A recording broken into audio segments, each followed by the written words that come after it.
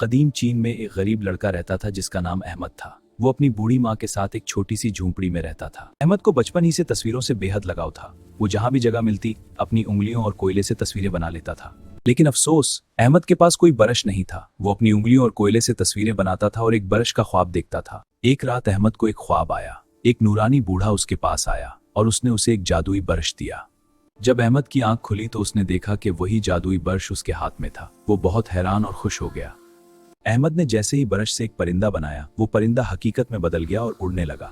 अहमद बहुत हैरान रह गया। अहमद ने गांव के गरीब लोगों की मदद शुरू कर दी। वो जहां जरूरत होती खाना, घर और पानी के रास्ते बना देता था। पूरे गांव में अहमद की शोहरत फैल गई। लोग उसे दुआएं देने लगे और उससे बहुत मोहब्बत करने लगे। लेकिन एक लालची जमींदार को अहमद की शोहरत पसंद ना आई। वो इस जादुई ब्रश को हासिल करना चाहता था। जमींदार ने अहमद को अपने महल में बुलाकर कहा कि ये जादुई ब्रश मुझे दे दो, लेकिन अहमद ने इनकार कर दिया। जमींदार ने अहमद को कैद कर दिया और उससे जादुई ब्रश छीन लिया। जमींदार ने ब्रश इस्तेमाल किया लेकिन कुछ भी हकीकत में नहीं बदला। ये क्या मजाक है? मैंने सोना बनाया मगर ये हकीकत क्यों नहीं बना?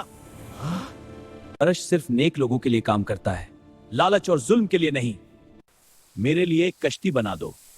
अहमद ने एक बड़ी कश्ती बनाई। जमींदार इसमें सवार होकर समंदर के बीच पहुंच गया। मैं खुद इस पहाड़ पर जाकर सोना उठाऊंगा।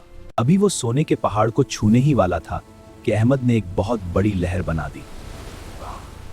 लहर ने जमींदार की कश्ती को उलट दिया और वो समंदर में डूब गया।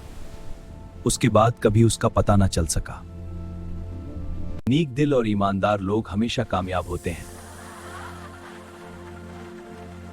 जबकि लालच और जुल्म का अंजाम हमेशा बुरा होता है।